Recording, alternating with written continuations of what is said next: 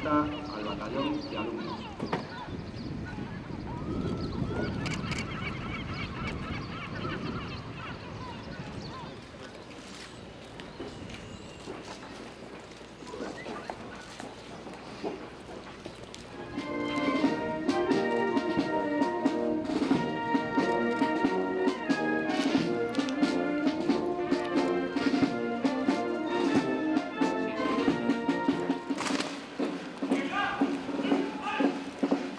Que empeñaron.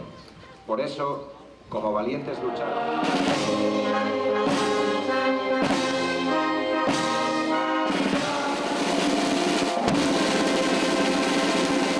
¿Juráis o prometéis, por vuestra conciencia y honor, cumplir fielmente?